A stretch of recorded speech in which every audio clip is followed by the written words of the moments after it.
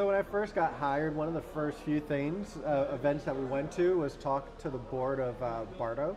Yep. And in Bartow, they were talking about affordable housing, people staying in hotels, family mostly staying in motels. Yeah. There's not enough homes. Yep. But in that meeting, and the meeting, 6 different people, 6 different departments, none of them can agree on anything. You'll have zoning, you'll have construction, you'll have a few other type of diplomats that they all can't agree on anything. Right. And so nothing gets done. But they understand that PadSplit's here, and they understand that PadSplit could be a solution, but we have to kind of fall in line on what makes sense for that particular city itself. Yep. Other places, so Houston, I believe, if I'm not mistaken, we got it to a point where you have to register your property as a PadSplit, but it's fine. And it's in certain areas. Is in it a Houston. permit that they have to go through, a permit process? Correct. Okay. And so we have other places though, like Morrow, Georgia, where they aggressively went after a PadSplit and shut it down illegally, and Crazy. then PadSplit then has to intervene, and you can search that if you'd like. I Yeah. believe that they did it improperly. PadSplit is suing, or homeowner of the property is suing for illegal evictions and overstepping.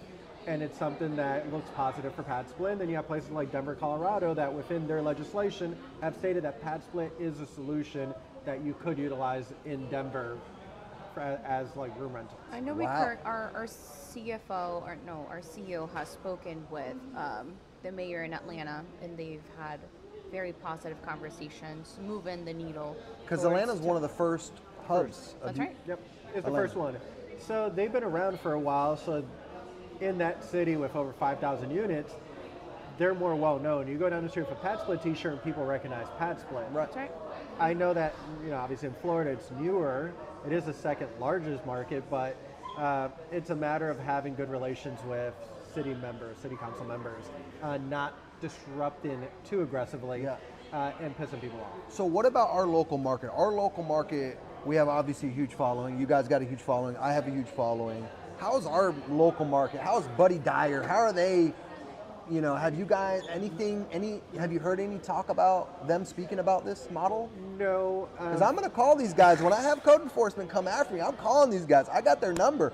I am going to call them and say, yo, So you're telling me that I need to remove these 5 people that Yeah. I'm providing housing for, and you're Yeah. going to leave them in the street. Yeah, exactly.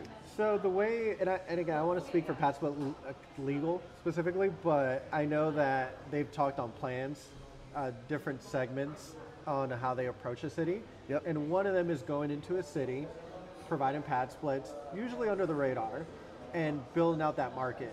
At some point, there's going to be a need for regulation. There's going to be kind of a button of heads. Right. City's going to go, are you short-term rentals? We don't know what you are. Yep. What do you fall Identify under? yourself. Yeah. Correct. You're an alien. And then it's integration, and integration usually through court proceedings or through acceptance That's right. or just communication. Yep. And then it's widespread. As we grow, it's going to be Adoption. inevitable Yep. of our presence, Yep. but also we're a solution. So do they want to fight a solution? Yep. It would be not so smart, right? So they're going to probably regulate it, but welcome Yeah, it. because I know, I don't know how much you guys know about the Orange County ordinance, but on the Orange County ordinance is 6-month minimum lease agreement. You can't have anything less than that. They want long term. With me working with PadSplit, I've now signed a 12-month lease agreement. Yep.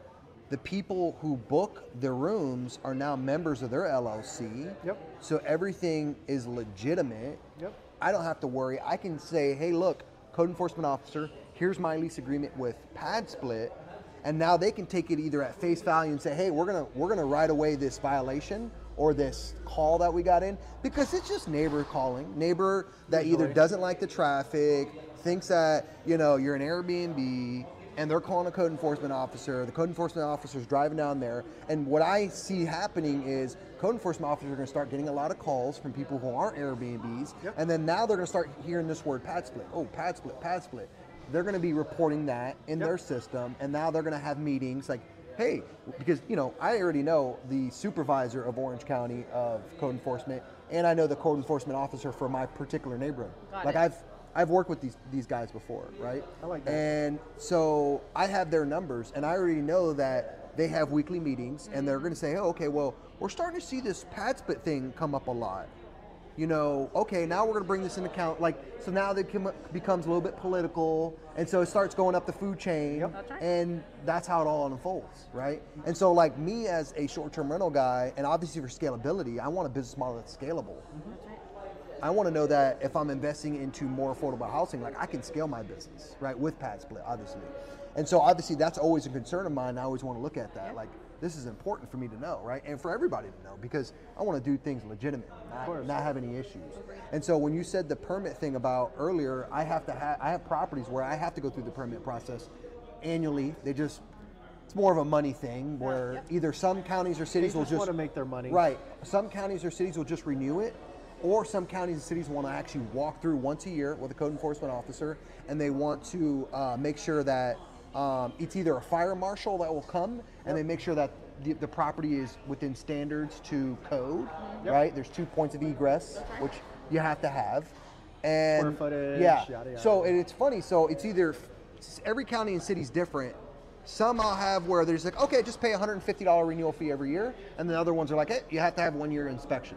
So I'm curious to see how it unfolds here in our local market and what the protocol is. But I guarantee it'll be the same thing. I bet it'll be like, hey, you know, either Dude, it's renew. happening in Jacksonville. Like you just literally said the story exactly how it is in Jacksonville. Yeah. Oh, so I have a property in Jacksonville that I'm buying right now, subject to Yep. Nice. 2.75 interest rate, Beautiful.